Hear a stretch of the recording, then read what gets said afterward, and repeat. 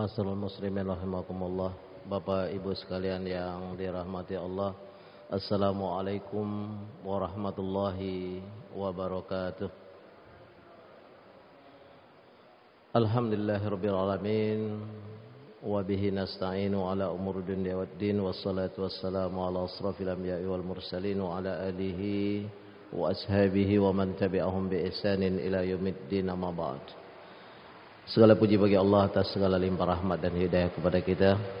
Dan alhamdulillah kita masih dalam keadaan sehat walafiat. Mudah-mudahan Allah senantiasa memberikan anugerah kekuatan kepada kita untuk senantiasa memakai dua nikmat kesehatan dan kesempatan untuk selalu mendekati diri kepada Allah Subhanahu wa taala. Amin. Kemudian salawat dan salam pada junjungan Nabi Muhammad sallallahu alaihi wasallam. Allahumma shalli ala sayyidina Muhammad wa ala ali sayyidina Muhammad. Allahumma shalli wa sallim wa barik alaih. Mudah-mudahan Allah meletakkan kita dalam golongan umat Nabi Muhammad yang mendapatkan syafaat beliau. Amin, amin ya rabbal alamin. Bapak Ibu sekalian yang dirahmati Allah, pada kesempatan minggu lalu kita kaji hakikat saum, tapi lebih mendalam kepada kalimat saumut thariqah. Saum secara syariat kemarin sudah kita jelaskan, al-imsak min syahwatain, atau al-imsak menahan diri dari makanan dan minuman dan berhubungan suami istri mulai dari terbit fajar sampai terbenamnya matahari. Itu definisi puasa secara syariat. Sementara ketika pembahasannya kepada ilmu thariqah atau tasawuf, dijelaskan ayyumsikul insan an jami' a'dahi anil muharramat wal manahi waz zamaim mislul ujub wal kubur wal bukhlu wa ghairu zalik zahiran wa batinan wa kullaha yubtilu shaumut thariqah. Pada prinsipnya saum secara gambaran thariqah lebih kepada batin. Tapi sebenarnya syariat dengan thariqah itu berhubungan. Kamin so'imin, berapa banyak orang yang berpuasa tidak merasakan kecuali lapar dan haus. Kenapa? Karena batinnya tidak ditahan. Itu dia. Jadi lebih kepada sikap batin. Kemudian definisi akhir daripada kalimat ini adalah wa amma shaumul haqiqah fa imsakul fuad an mahabbati ma siwallahi ta'ala. Imsakus sirri an mahabbati musyahadati ghairillah. Kama qala Allah Ta'ala fil hadisil qudsi insanun sirri wa ana sirruh.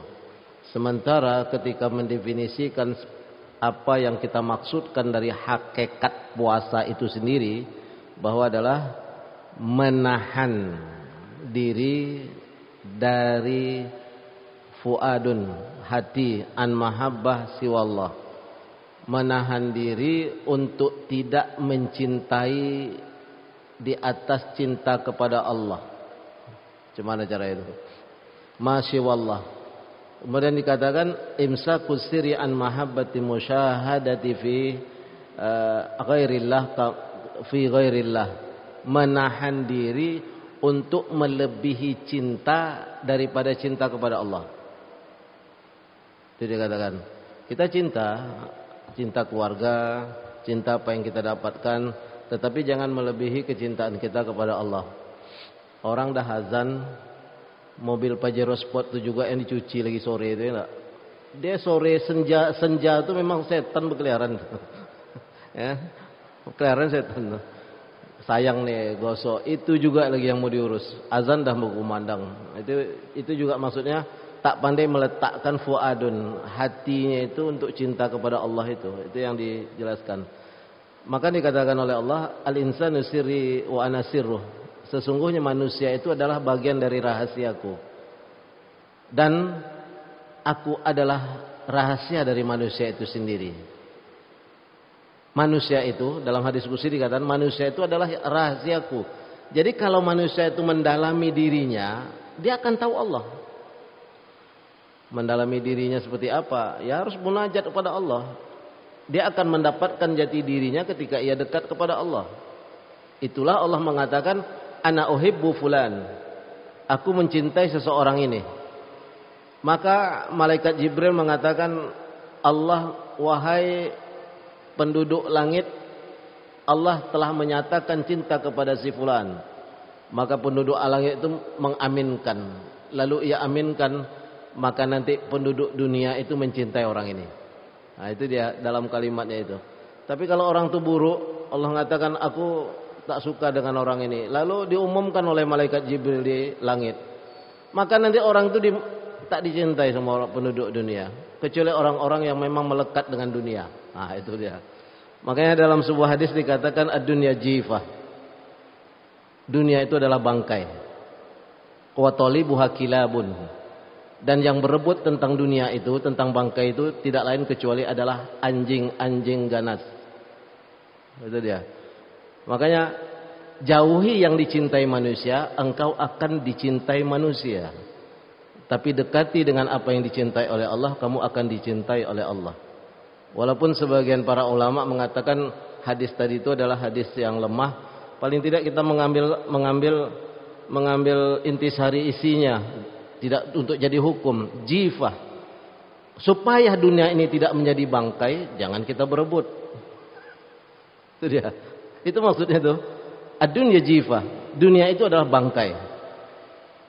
Maka yang berebut tentang dunia itu adalah kilab. Wa talibiha kilabun, wa talibuha kilabun. Yang mengejar dunia itu berebut, berkelahi dan mengejar dunia itu adalah anjing-anjing ganas yang merebutkan bangkai. Supaya kita menjadi manusia, maka jangan berebut dengan dunia itu. Supaya dunia ini tidak menjadi bangkai, maka jangan kita perebutkan, dia akan menjadi baik. Itu saya udah buka juga. Tak puas tadi saya buka Google, memang ada memang hadis itu, dan memang sebagian mengatakan dijelaskan dalam kalimat itu al-ijabah ala hadil azaz, maka dikatakan wajadtu bi asani dhaifah, memang dikatakan beberapa sanadnya dhaif. Tapi itu yang terjadi hari ini. Ya kan? Kalau kita mau tidak disebutkan sebagai anjing-anjing merebut bangkai tadi, maka jangan berebut. Mundur kita. Ya kan? Jika kamu ingin dicintai manusia, mundur dari apa yang diperebutkan oleh manusia, kamu akan dicintai manusia. Tapi jika kamu ingin dicintai oleh Allah, maka rebutlah apa yang dicintai oleh Allah. Itu bedanya Allah dengan manusia. Ya kan? Ini ada satu tempat orang berebut di sini, kita mundur. Orang mengatakan, dijempolkan orang kita kan. Tapi kalau kita berebut di situ, yang lain benci sama kita, ini sainganku. Itu yang dimaksud tadi itu. Dalam kalimat, makanya dikatakan di sini al-insanu sirri, manusia itu adalah rahasiaku kata Allah. Dan wa ana sirruh, sedangkan aku itu adalah rahasia manusia itu sendiri. Maka barang siapa yang ingin mengetahui rahasia Allah, ketahui dirinya. Siapa dia? Di mana aku? Apakah aku termasuk orang yang berebut tadi, atau aku termasuk orang yang menghindar dari perebutan itu? Dunia akan bisa jadi baik ketika kita mencapainya dengan cara yang baik. Tapi dunia akan menjadi bangkai dan kita akan menjadi hewan, anjing-anjing lapar ketika kita berebut tentang dunia itu. Supaya kita menjadi manusia, jangan berebut dengan yang memperebutkan bangkai tadi itu. Itu yang dijelaskan dalam kalimat itu. Makanya diperlukan di sini imsakul fu'ad an mahabbatillah masih wallahu ta'ala. Menahan diri dari sesuatu yang diperebutkan oleh manusia untuk meletakkan kecintaan yang lebih tinggi itu hanya kepada Allah. Berat, memang berat. Dia perlu latihan a'dha, semua apa kita ini, anggota tubuh kita ini, berjalan kaki kita ini kemana. Coba kita ukur hari ini kaki ini lebih banyak menuju melangkah ke maksiat atau kepada mahabbatillah atau apa yang dicintai oleh Allah. Mana lebih banyak meletakkan kaki ini melangkah kepada yang tak benar, atau hari itu lebih banyak melangkah ke masjid, atau lebih banyak melangkah kepada membaca Al-Quran, atau lebih banyak untuk menolong orang, atau lebih banyak untuk mencaci maki orang atau menjatuhkan seseorang. Itu kan yang tahu kita, diri kita sendiri. Saya juga tidak menuduh bahwa diri saya paling bersih, tidak. Saya juga setiap hari ngukur diri di mana saya. Apakah pantas orang memberikan gelar kita nih ustaz, ulama? Itu ukuran pada diri. Yang tahu tuh diri kita. Sehebat-hebatnya orang menggelar kita, yang tahu tuh diri kita sendiri dengan Allah Subhanahu wa taala. Itu yang dalam kalimat al-imsak. Fa iza waqa'ta fi musibatin fi mahabbatin ghairillah fasada shaumul haqiqah.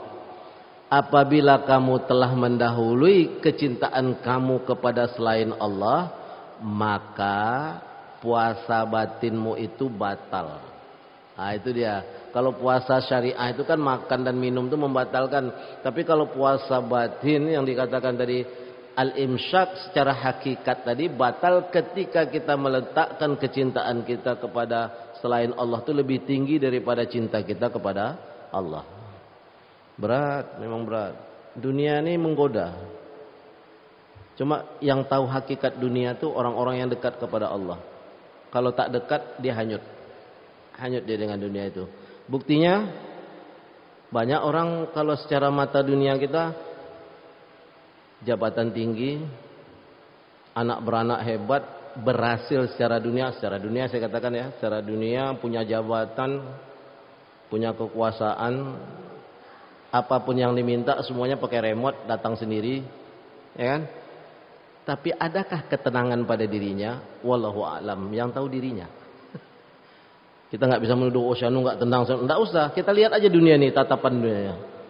Mungkin dia punya ketenaran, mungkin dia punya banyak masa, tapi ingatlah masa yang dekat dengan dia itu selama dia memberikan dunia-dunia ini kepada masanya. Begitu hilanglah manusia-manusia ini.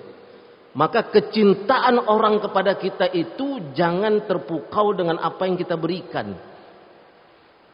Karena sesuatu yang dijelaskan oleh Allah juga, sesungguhnya anak beranak pun kita tidak tahu siapa yang paling cinta sama kita. Kecuali ketika kita sudah masuk di alam barzah, siapa yang paling banyak mendoakan kita.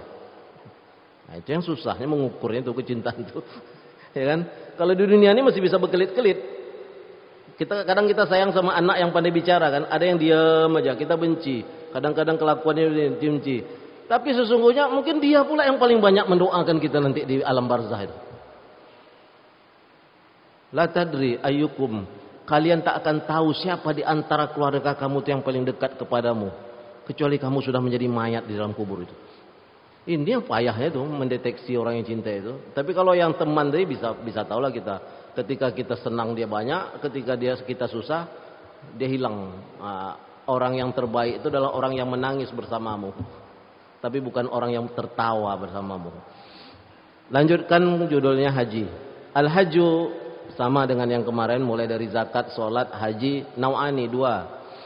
Haji syariah, haji secara kajian syariat, dan haji secara kajian tarekat. Fal hajjus syariah yahujju baitullah ta'ala bi syara'itin wa arkanin hatta yahsulu sawabul haji wa idza naqasa syai'un min syara'iti naqasa sawabul haji li'anna Allah ta'ala amarna bi itmamil haji wa atimmul hajja wal umrata lillah. Lillahnya itu yang meletakkan thariqahnya, batinnya. Sempurnakanlah haji dan umrohmu karena Allah Ta'ala. Itu aja. Sebenarnya satu paket ya. Ini syariah, ini thariqat, ini batin.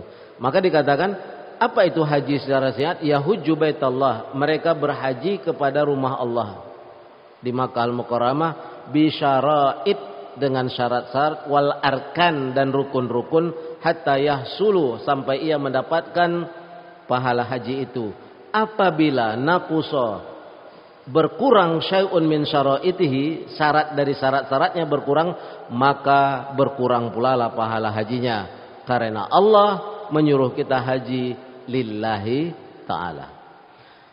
Famin asyara'itil haji, salah satu syarat-syaratnya, mungkin saya tak bahas, yang udah manasik banyak tahu, al-ihram, kemudian masuk Makkah, kemudian tawaf kudum, kemudian wukuf di Arafah, kemudian di Muzdalifah, kemudian zabhul udhiyah, memotong kurban, dinamakan di situ dam karena dia memang dipotong secara darah. Kenapa dinamakan udhiyah? Karena contohnya adalah Indonesia, orang-orang Indonesia karena perginya ke Mekah itu duluan, karena jarak antara dia sampai dengan dia pergi wukuf nanti jaraknya terlalu jauh, maka biasanya mengambilnya haji tamattu. Haji tamattu itu adalah mendahulukan umrah lalu haji, selesai umrah, dia buka pakaian ihramnya, lalu ia biasa seperti hari biasa sampai nanti tanggal 8 Zulhijjah dia memakai ihram, lalu ia pergi ke Muzdalifah, atau dia langsung malam itu langsung ke Arafah malam tanggal 9. Yang dilakukan Nabi tanggal 8 itu berada di Muzdalifah. Semuanya sunnah. Maksudnya mengikuti Nabi oke, ini tidak langsung ke Arafah juga tidak ada masalah. Nah, hal-hal yang memberikan peluang antara umroh dengan haji tadi itu namanya tamattu. Kita diberikan kenikmatan oleh Allah. Tamatta itu agak berleha sedikit lah, karena memakai ihramnya tak dari awal datang. Karena Allah telah memberikan kemudahan sama kita, maka ada udhiyah. Kita diwajibkan memotong kambing. Itu yang dinamakan dam. Dam itu bukan berarti denda, tetapi karena Allah memberikan kita kemudahan, kita bersedekah. Nah, itu loh. Kadang-kadang kajian itu banyak salah. Dam itu denda. Ada yang sifatnya denda, ada yang tidak. Kalau haji tamattu mesti memotong kurban. Kurban itu maksudnya untuk pelaksanaan haji yang dimudahkan oleh Allah. Sedangkan kurban yang hari raya itu berbeda lagi. Nah, itu dia. Jadi kadang-kadang kajian itu dam itu adalah darah yang mengalir dari leher korban yang kita potong itu. Nah, itu yang untuk fakir miskin. Nah, saya tidak akan panjang menjelaskan itu. Kemudian wa amal haji ala tariqah, ya. Sedangkan haji dalam kajian tariqah, fazadahu wa rahilatuhu awwalal maili ila sahibit talqini wa akhadhahu minhu summa mulazamatu zikri bil lisan wa mulahazatu ma'nahu hatta tahsulu hayatul qalbi. Sementara haji secara tariqah itu batinnya lebih diinikan. Banyak enggak orang pergi haji itu berhabis-habisan. Manasiknya kadang 3 bulan. Sebenarnya manasik haji itu 1 hari selesai itu. Tak perlu 3 bulan. Cuma ada pula yang mengambil kesempatan di manasik itu kan. Enggak tahu lah, wallahu alam. Kenapa kita terpola seperti itu sekarang? Ya, udahlah kita enggak usah bahas itu. 3 bulan.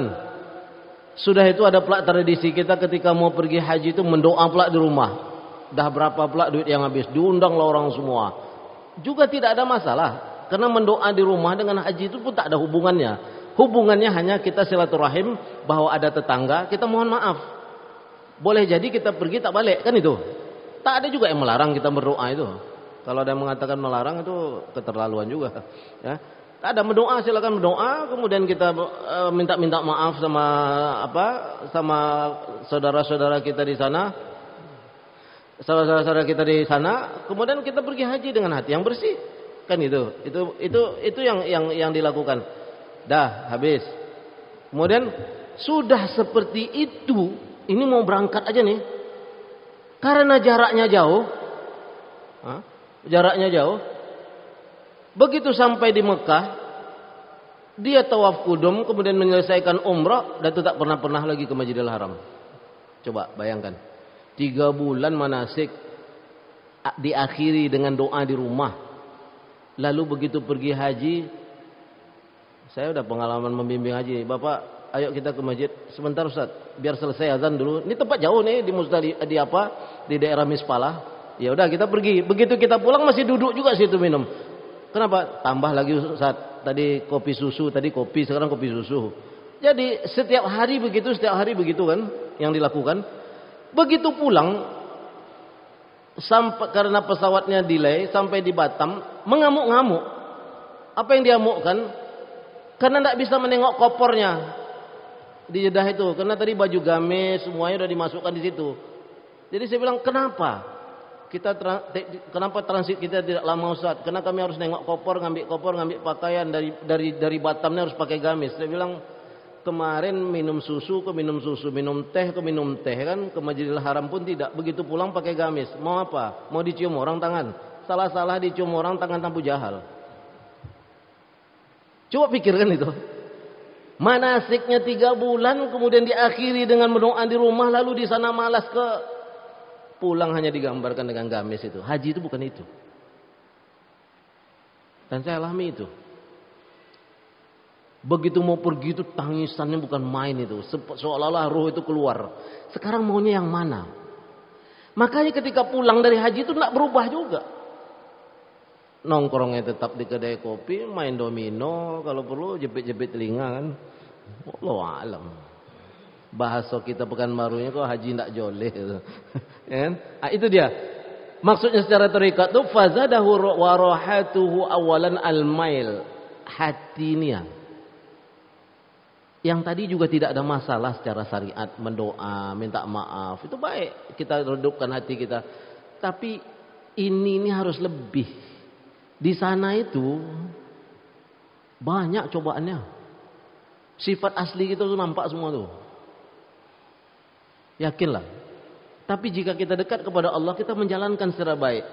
Maka secara darurat dikatakan mulazamatu zikri bil lisan wabil batin.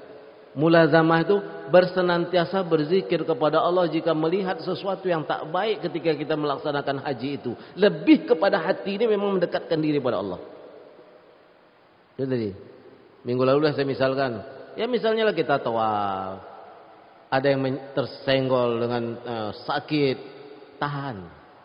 Karena ini juga saudara-saudara kita dalam tawaf itu. Karena kelakuan orang masing-masing di situ. Kalaulah dapat mencium ajar aswad, cium. Tapi kalau harus membayar di depan Ka'bah kepada orang untuk menciumnya cuma dapat 1000 pahala, menyogoknya mungkin 1000 dosa pula gitu. Padahal yang dicium itu sunnah. Kelakuan kita haram, bahaya. Tak ada gunanya juga. Hasil mencium ajar aswad 3 kali dengan membayar orang itu pun tak sebanding pula dia pahalanya dengan dosa ini. Itu yang kita jaga dalam haji. Maka lebih kepada batin. Sudahlah, apa-apa yang berhubungan dengan sini titipkan dengan orang sini. Jangan lagi mengurus proyek-proyek dari dalam Ka'bah itu kan. Dari dalam Ka'bah, dari dalam Masjidil Haram itu. Nanti salah ngomong kita. Itu yang masalahnya.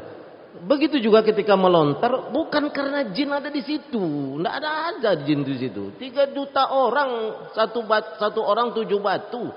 Kali 3, 21 juta batu yang akan melontar. Jin itu udah lari duluan. Kalau secara akal ya, saya nggak cerita gaib, saya nggak tahu gaib.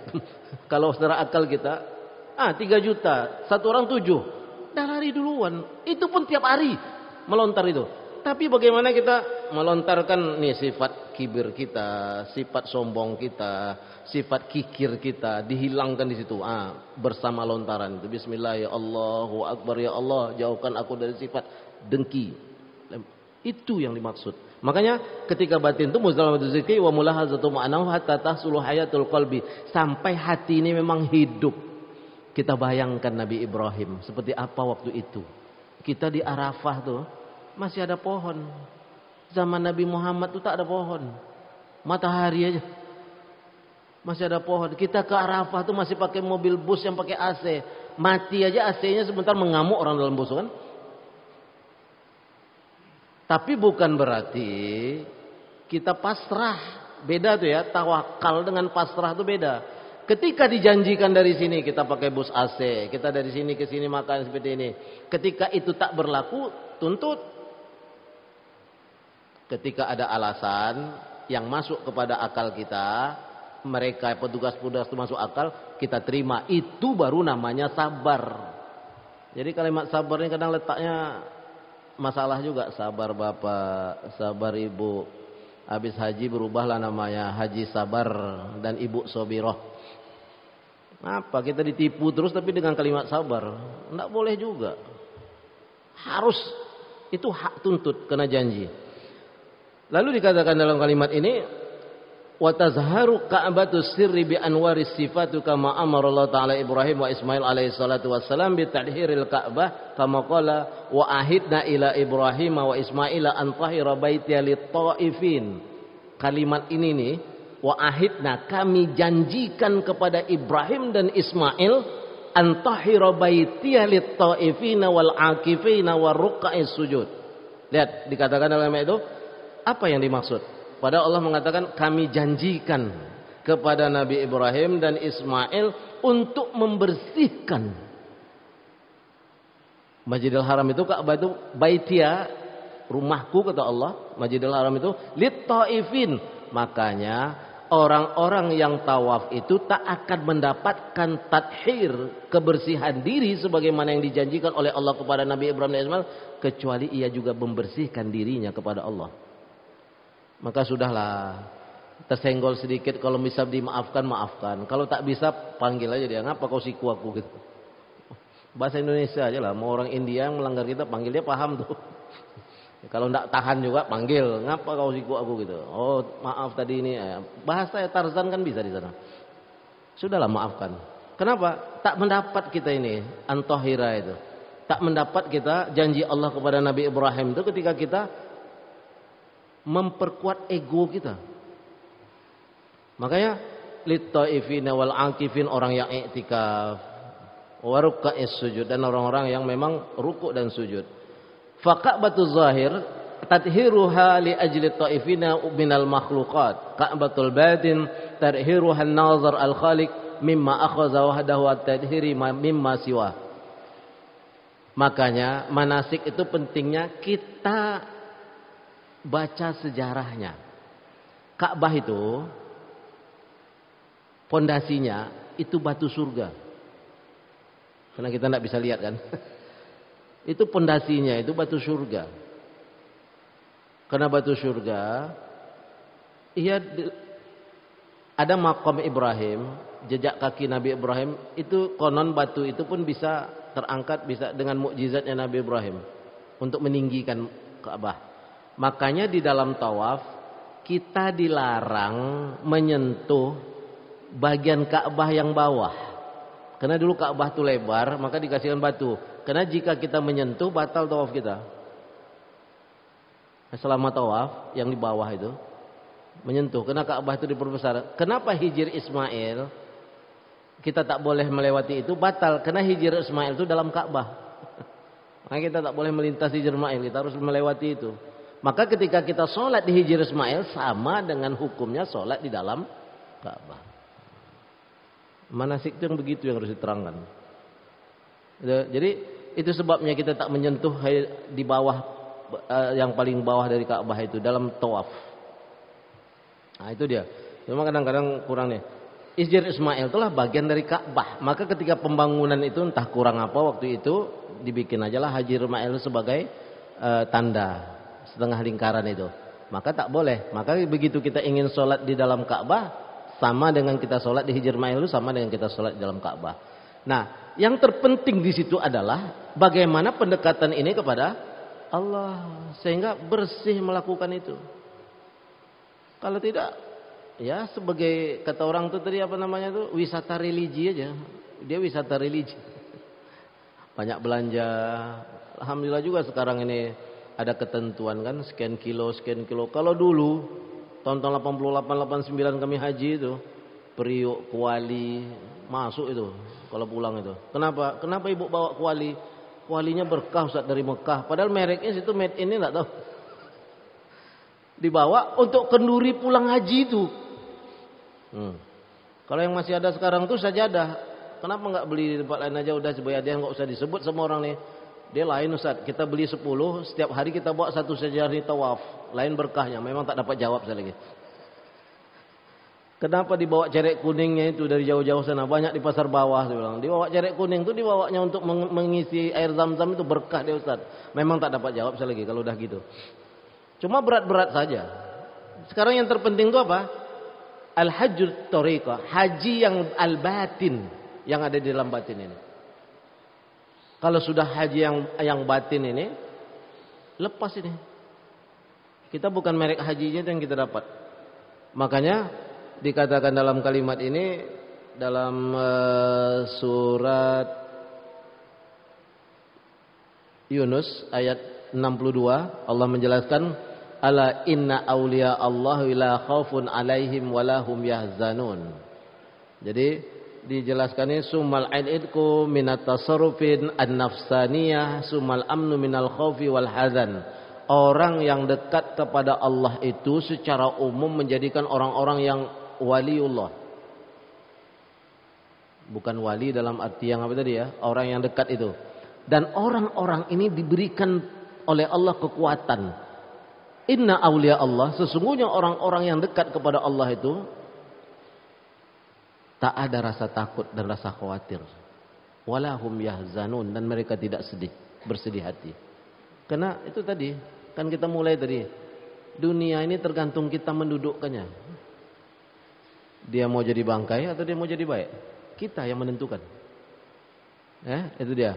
Lalu summa ruju' ila wataniha al-asri' wa 'alimul qadis fi ahsani taqwin bi mulazabatil ismi tsani 'ashar wa huwa muta'alliq bi 'alimil yakin. Keyakinan itulah yang menjadikan ketenangan itu kepada dirinya. Sehingga ia balik ke negerinya setelah ia melakukan haji, ada perubahan kelakuan dan akhlak. Nah, kalau tak berubah itulah kita pertanyakan aja. Jadi dijelaskan di sini. Wala yuhituna bi syai'in min ilmi illa bima syaa. Ayat Allah jawab fa innahu ya'lamu sirra wa akhfa. Allahu la ilaha illa huwal asmaul husna. Allah itu dalam kalimat ini qul Allah aw rahman. Berdoalah dengan nama Allah dan mintalah kepada yang Maha Pengasih. Minta kepada yang pengasih. Kenapa kita minta kasih sama orang? Minta kepada yang pengasih. Sesungguhnya apa yang dikasih oleh Allah itu akan mengasihimu. Aina matad'u falahul asmaul husna. Apapun yang kamu minta kepada Allah, mulai dengan asmaul husna. Sempit hati ya Fatah, bukakan ya Allah. Tak orang itu membenci kita, ya Rahman yang Maha Pengasih, berikan kasihmu kepada orang ini untuk bisa mengasihiku. Itu dia. Kalau rasa sempit hidup ini, ya Razak, ya Matin, ya Allah yang Maha Pemberi rezeki dan Maha kuat dalam menggenggam kerezekian itu. Urzukni, berilah aku rezeki. Rezeki itu kan bukan harta saja, ketenangan, perjalanan kehidupan. Maka dikatakan Allahu la ilaha illallah wal asmaul husna. Fad'u biha wa la tukhaffit wa la tazhar. Memanggil Allah itu tidak terlalu dengan suara keras dan tidak pula terlalu hilang di dalam batin, tapi antara apa yang kita keluarkan itu terdengar di telinga. Makanya sholat itu diperbolehkan di mazhab Syafi'i itu memejamkan mata hanya untuk khusyuk. Kalau enggak makruh dia. Memejamkan mata itu, kalaulah memejam mata itu menambah kita khusyuk, diperbolehkan. Tapi kalau tidak boleh, karena yang harus ditatap itu adalah tempat sujud itu. Makanya jangan terlalu banyak warna-warna tempat sujud itu, menghayal dia. Itu persoalannya. Maka Rasulullah lebih memberikan gambaran seperti itu dalam istimbat. Fa innahu ya'lamu sirri wal akhfa. Yakinlah Allah mengetahui sir, rahasia kita itu. Kemarin dah kita bahas juga kan, rahasia bersama, rahasia suami istri, anak beranak, rahasia kita suami istri berdua, rahasia pribadi suami yang tak boleh tahu istri, rahasia istri pribadi yang tak boleh tahu suami. Pasti ada itu di antara kita. Dan rahasia yang paling dalam itu rahasia kita sama Allah. Yang mengetahui diri kita itu Allah, batin kita itu Allah. Apapun yang kita lakukan Allah lebih tahu. Lalu jangan menipu diri sendiri. Makanya para ulama tasawuf itu masuk pun ke kamar mandi tak pernah membuka pakaian seluruhnya, mesti pakai kain basah. Karena Allah dan malaikatnya tahu. Itu dia ulamanya ya. Kalau Fajr belum sampai dia ke kategori itu. Itu dia menjaga seluruhnya itu supaya tidak. Kenapa? Apalagi aurat perempuan itu kalau para jin itu tahu, dia bisa tertarik. Nanti kalau kita lupa berzikir, dia masuk. Saya sering ditanya juga, kenapa lebih banyak perempuan yang terganggu, Ustaz? Karena masa perempuan yang hilang dari zikir Allah itu lebih banyak. Ada masa haid, kan? Tak bisa memegang Al-Quran, mungkin apa yang dihafal saya yang bisa dibaca. Ya, itu dia. Kemudian ketika kita menampakkan aurat itu, jin itu juga punya ini. Maka kadang-kadang kalau kita meruqyah seseorang, kadang-kadang ada juga jin itu, aku tak mau keluar, aku cinta padanya, kadang-kadang seperti itu. Kadang kita udah lihat itu. Seperti itu. Jadi kita harus jaga semuanya. Itu baru kita kepada Allah. Kemudian kita lanjutkan lagi. Dalam salah satu surah Az-Zumar ayat 23 Allah mengatakan, taqsha'irru minhu juludul ladzina yakhshawna rabbahum summa talinu juluduhum wa qulubuhum ila dzikrillah. Afaman syaraha Allahu sadrahu lil Islam fahuwa ala nurin min rabbih fawailul lil qasiyati qulubuhum min dzikrillah. Wa qala Rasulullah sallallahu alaihi wasallam, jazbatun min jazbatil haqqi tawazil amali tsaqalain. Wa qala Ali karramallahu wajhu, man la wajad lahu la dinun lahu. Dikatakan dalam kalimat ini, orang-orang yang dekat pada Allah itu adalah orang yang kadang-kadang melepuh kulitnya ini untuk beribadah kepada Allah. Itu yang dilakukan Rasulullah. Tatajafa junubuhum anil madaji'i yad'una rabbahum khaufan wa tama'an. Madaji, tempat tidur.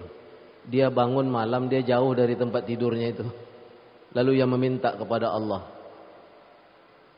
Yakhshawna rabbahum, takut kepada Allah, khasyah, meminta kepada Allah. Kalau Rasulullah itu lecet-lecet kakinya ini, ya Rasulullah memang tak banyak ayat yang dibaca.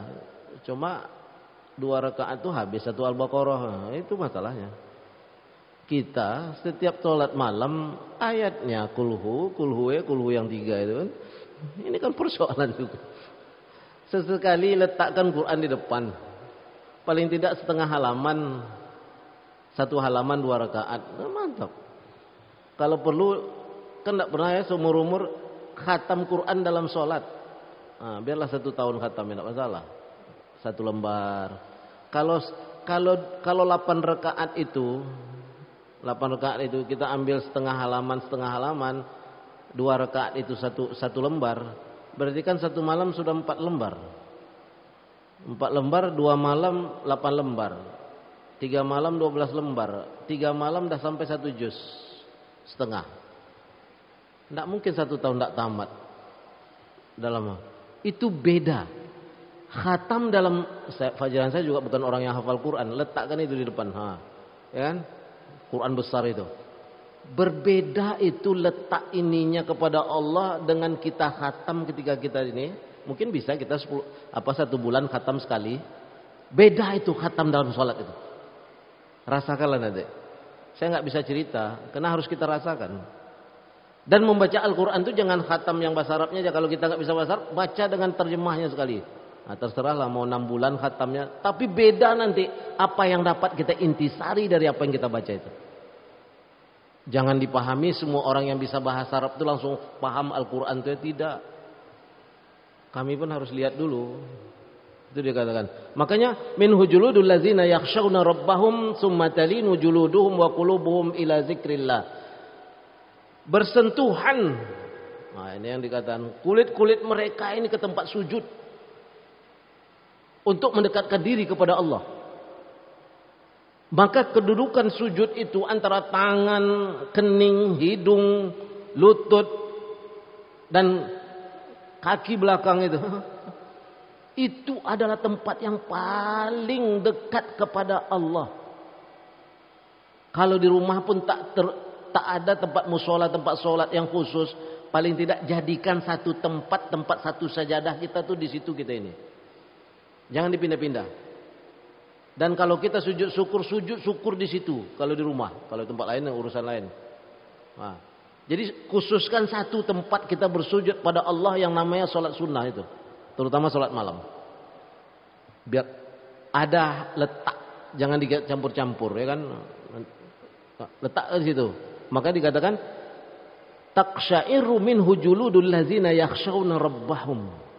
Lalu dikatakan wa talinu juluduhum wa qulubuhum ila zikrillah. Hati mereka itu lekat kepada Allah. Qulidullah wa rahman. Ayyama tad'u falahul asmaul husna. Fala tajhar fi salatika wa la tukhafit biha. Fakabbirhu takbira. Besarkan keberadaan Allah itu. Allah akan membesarkan kamu dalam kehidupan kamu baik dunia maupun akhirat. Lalu Fal wiju ala nau'aini wal wajhul jismaniyah nafsaniyah wa wajhul ruhaniyah rumaniyah. Fal wiju nafsaniyah ayatawajad bi quwwatil jismi bi ghairi quwwatil jismi al ghaliyah ar ruhaniyah mislur riya was sum'ah. Dengan begitu kita tahu yang maha besar itu Allah, hilang takabur kita. Allah dengan segala kesalahan kita, Dia berikan juga kita rezeki. Berarti kita harus hilangkan rasa dengki kita kepada orang. Karena masing-masing sudah mempunyainya. Kemudian fabashshir ibad alladzina yastami'una al-qaula fayattabi'una ahsana. Salah satu orang yang dekat kepada Allah, ia dengarkan kalimat-kalimat Allah lalu ia ikuti yang baik. Kalimat Allah enggak ada yang tidak baik. Walaupun bertentangan dengan mata hatinya, dengan hatinya.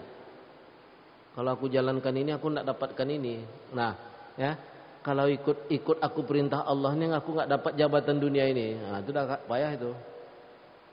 Kalau aku nggak dapat ini aku nggak jadi kaya nih. Padahal perintah Allah tuh A, kita main ke B. Berarti kan antara jasad dengan hati itu nggak sama. Maka dijelaskan juga fattayyibuna littayyibat. Orang-orang baik itu pasti ditemukan dengan orang-orang baik pula. Tak mungkin itu. Azani bizaniyah. Orang-orang yang penzina akan ditemukan dengan orang-orang penzina. Mesti itu. Walaupun dengan seleksi. Kita nih orang baik akan ditemukan dengan orang baik. Walaupun dengan seleksi, dengan segala macam cobaan. Baru kita mendapatkan orang yang baik di antara cobaan-cobaan itu. Dia kalau nggak ada cobaan, nggak ada ujian, nggak tahu siapa yang baik, siapa yang buruk. Siapa yang munafik, nggak tahu kita. Karena innal munafiqina fid darkil asfal minan nar. Orang kafir itu jelas di jahanam. Tapi orang munafik ini fidarkil asfal. Fidarkil dark itu artinya kerak neraka yang paling dalam. Oh, lebih parah lagi dari itu.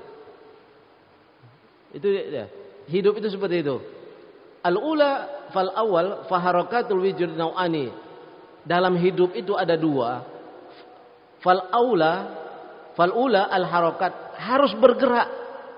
Rezeki itu ditentukan oleh Allah, tapi kita harus bergerak. Ya, Siti Maryam menggendong bayinya, baru melahirkan, bersandar di pohon korma. Lalu ia ingin memakan. Sebenarnya Allah perintahkan aja korma itu jatuhkan buahmu, selesai. Tapi Allah tak mau itu. Goyangkan dengan tangan, coba kekuatan orang baru melahirkan menggoyangkan pohon korma yang sebesar itu adalah tidak masuk ke otak. Tapi tata sakat, pegang pohon korma itu, tepuk pohon korma itu, maka berjatuhanlah buah-buah korma itu. Harus ada penyebab.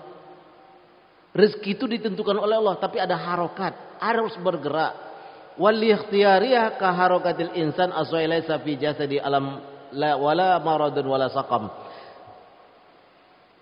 Al harokat itu yang pertama untuk mendapatkannya. Yang kedua adalah al ikhtiyariyah. Harus pandai menentukan sikap.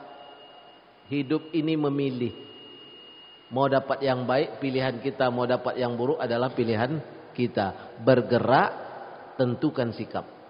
Nah, itu dia. Itu berat. Karena di depan ini menggoda nih dunia nih. Hakikatnya baik, hakikatnya mungkin memukau. Zahirnya memukau, hakikatnya bangkai.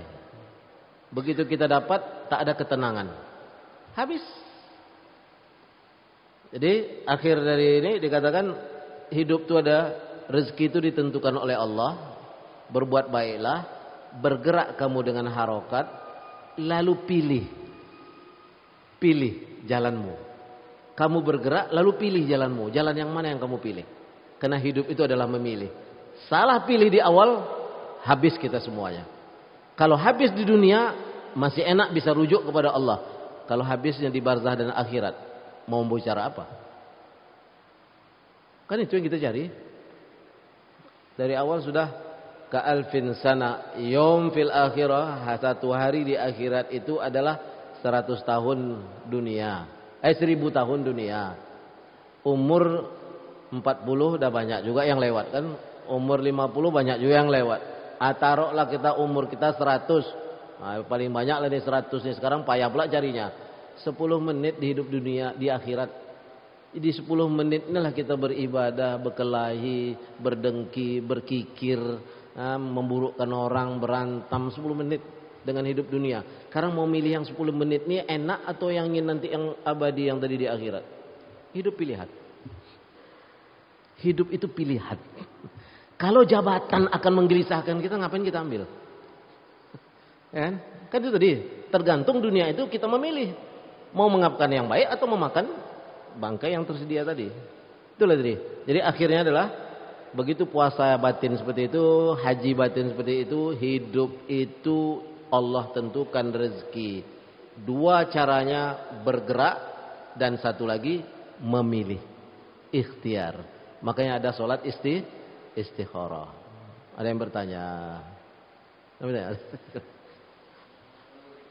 Waalaikumsalam. Hah? Nah.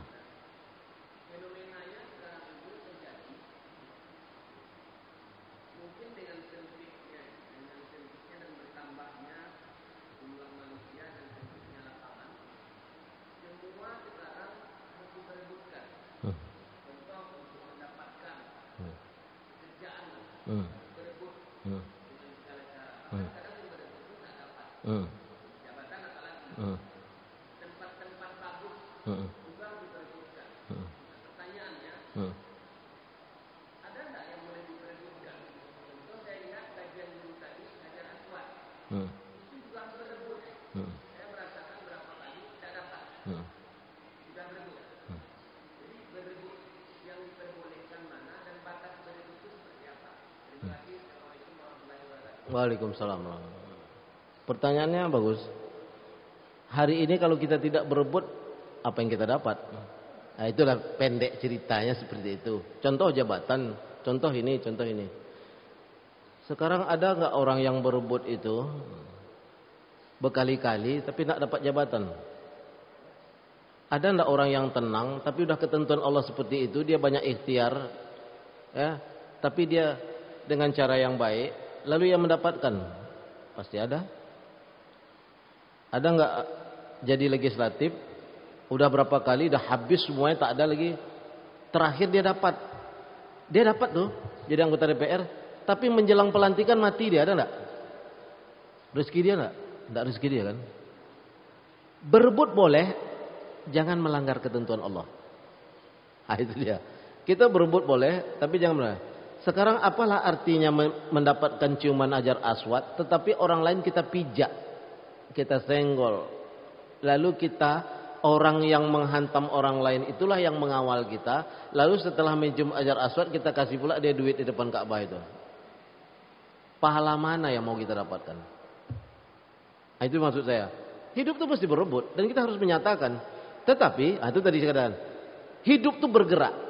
Dan berebut ini adalah salah satu dari bergerak. Tapi jangan langgar ketentuan Allah.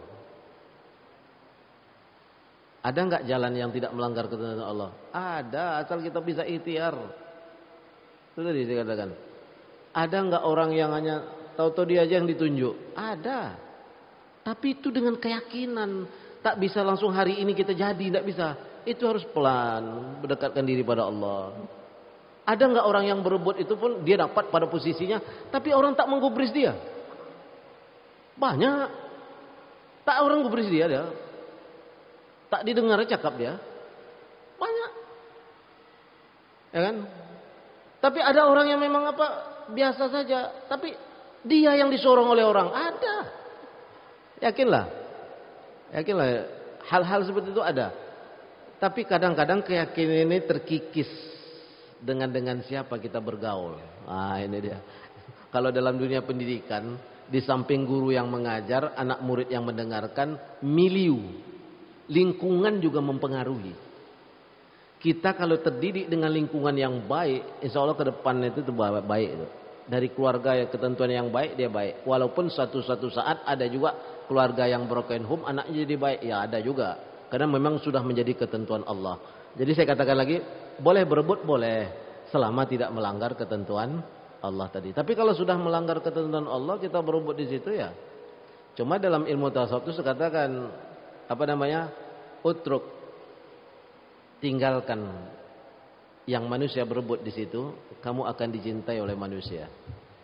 Tapi ambil yang dicintai oleh Allah, kamu akan dicintai oleh Allah. Dan satu-satunya jalan bukan hanya dengan perebutan itu, tapi dengan sikap kita, Allah akan memberikan kita apa yang kita inginkan. Dalam hidup harus begitu.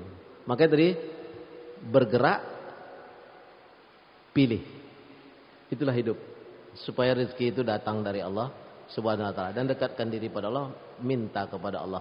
Kalau tidak percuma aja kita membaca Bismillahirrahmanirrahim ma ismi syai'un fil ardi wala fis sama wa huwas samiul alim. Akhirnya jadi mantra aja. Lalu kita baca habis doa, Allahumma la mani lima ataita wa la muti lima ma'nata wa la raddan lima qadaita. Tinggal menjadi mantra aja lagi gitu. Bismillah itu kan dengan nama Allah. La yadurru, tak akan ada yang dapat memberikan mudarat. Fil ardi wala fis sama, di bumi ataupun di langit.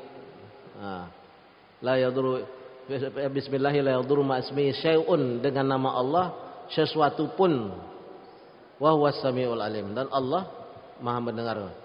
Yang kedua lagi kita baca habis doa itu, Allahumma la mani lima ata, ya Allah tak ada yang dapat melarang jika Engkau memberi. Itu harus yakin kita tuh. Wala mu'ti lima mana'ta, tak ada yang dapat memberi kecuali Engkau perkenan, ketika Engkau menghalangi apa yang Kau larang. Dapat enggak kita jabatan kalau Allah mengatakan tidak? Enggak dapat. Mau berebut seperti apapun enggak dapat. Enggak dapat. Dan tak ada yang melarang jika Engkau ditentukan Allah jadi. Tapi harus ada. Itu tadi. Doa ini diimbangi dengan bergerak dan memilih. Maka kalau untuk menyokongmu, pilihlah orang-orang yang baik-baik. Jangan memilih cara yang tak baik. Kamu akan menjadi tak baik. Walarad dan lima qadaita, tak ada yang dapat menolak jika engkau menentukan takdirnya. Lima qadaita, apa yang menjadi keputusanmu. Wala yanfa'u zal jaddi minkal jadd, tak ada yang orang ini berguna kecuali bekal itu datangnya dari engkau, yaitu ketakwaan. Nah, udah putus ma'rifah. Putus ma'rifah kata orang. Nah, ayo adanya. Udah.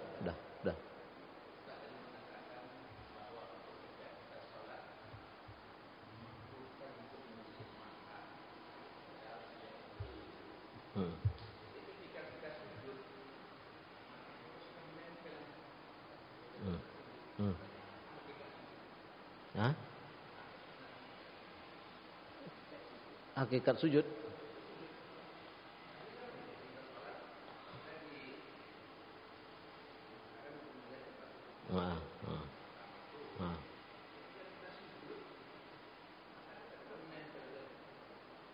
Jadi harus micing. Hakikat sujud ya. Pertanyaannya begini, katanya tadi salah pengertian berarti. Seluruh imam mazhab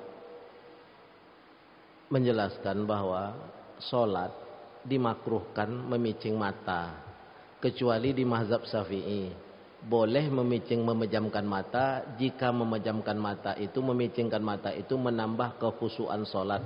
Itu harus kita jelaskan dulu, jangan dibilang tadi makruh semua, tidak. Khusus di mazhab Syafi'i diperbolehkan memejamkan mata jika memicingkan mata itu mendapatkan lebih khusyuk daripada membuka mata. Itu dulu ya. Kalau enggak nanti tanya dengan ahli-ahli fikih, ada Dr. Mawardi, ada Dr. Zaidul Amin, enggak apa-apa kan. Sekarang apa hakikat sujud? Secara bahasan fikihnya yang jelas, semua anggota tubuh kita itu paling rendah. Berarti kita itu tak ada apa-apanya di hadapan Allah. Kita itu tak ada apa-apanya di hadapan Allah. Maka kalau untuk banyak mendekatkan diri kepada Allah, perbanyaklah sujud. Hakikat sujud itu merendahkan diri di hadapan Allah. Tak ada kekuatan kecuali kekuatan Allah. Ada itu saja pada hakikatnya. Karena kening, ini jabhah nih bahasa Arabnya kan, hidung itu kan kena tuh. Makanya tadi memang bicara harus segini. Kening, hidung, ya kan? Ini tangan, lutut, apa lagi nih? Apa namanya ini yang belakang nih? Ujung jari kaki nih. Secara hakikatnya sudah tidak ada lagi yang paling tinggi. Semuanya rendah. Kepalanya kan paling dibanggakan orang. Makanya di hadapan raja itu kan orang nunduk ini, menundukkan dirinya. Itu baru manusia. Masa dengan Allah tak percaya dia kan itu yang dia katakan. Ini harus rendah. Nah kalau sudah rendah macam itu, apa lagi yang mau dibanggakan? Makanya orang yang betul-betul sholatnya tidak ada yang dia perlu banggakan di hadapan manusia. Orang kalau sudah dikatakan Allah orang ini adalah orang benar, semua orang segan sama dia. Beda segan dengan takut itu beda. Tapi kalau orang kita pemarah, orang takut. Tapi kalau kita ada, makanya kenapa malam? Karena malam itulah hiruk pikuk dunia ini tak ada. Wa minal laili fatahajjat bihi nafilatan lak, nafilatan lak. Nafilah itu artinya kan sunnah. Asa ayyab'asaka rabbuka maqamam mahmuda. Orang yang betul-betul salat tahajudnya itu kepada Allah, tidak perlu dia minta wibawa dengan manusia. Allah yang mengangkat dia di tengah-tengah manusia itu. Segan aja orang dia. Maqamam mahmuda, maqamam mahmuda. Udah payah itu udah menandinginya. Itu jadi bagian tadi, jawaban yang termasuk yang tadi adalah boleh berebut, boleh selama tidak melanggar apa yang dijadikan ketentuan Allah. Hidup itu akhirnya adalah dua. Ya, bergerak, fataharrak, al-harakah, bergerak, ikhtiar, pilih. Kan? Makanya hidup itu memang memilih. Mau jadi ini itu adalah pilihan. Tinggal kita yang menentukan. Sal domirok atau apa namanya? Istafti qalbak. Kalau Rasulullah kalimatnya istafti qalbak. Tanya mata hatimu yang paling dalam ketika memilih. Tapi kalau bahasa manusianya sal domirok, tanya batinmu benar atau tidak, pilih jalan. Mudah-mudahan Allah memberikan rahmat kepada kita dan memberikan kekuatan kepada kita. Selalulah kita mohon kepada Allah untuk menentukan kekuatan-kekuatan itu dalam kehidupan manusia, dalam kehidupan sehari-hari kita, agar kita kuat kepada Allah Subhanahu wa taala. Wa tazawwadu fa inna khairaz zadi taqwa. Maka berbekallah kamu, sesungguhnya sebaik-baiknya bekal itu adalah nilai ketakwaan. Subhanakallahumma wa bihamdika asyhadu an la ilaha anta wa astaghfiruka wa atubu ilaik. Allahumma arinal haqqa haqqan warzuqna ittiba'ah wa arinal batila batila warzuqna ijtinabah. Allahumma nahnu ibaduka wa ibnu ibadika nasiyatina biyadik madin fina hukmuk adlun fina qada'uk nas'aluka bikulli ismin huwa lak sammaita bihi nafsak aw 'allamtahu ahadan min khalqik aw ista'sarta bihi fi ilmil ghaibi indak an taj'alal qur'ana rabi'a qulubina. Ya Allah, jadikanlah Al-Quran itu sebagai musim semi pada hati kami. Ya Allah, ya Allah, ya Rahman, ya Rahim, ya Mujibas Sa'ilin. Ar-radina billahi rabba wa bil Islam madina wa bi Muhammadin nabiyyan wa rasula wa bil Qur'ani imaman wa hukma. Allahumma rabbana atina fid dunya hasanah wa fil akhirati hasanah wa qina azaban nar. Walhamdulillahi rabbil alamin. Kita tutup dengan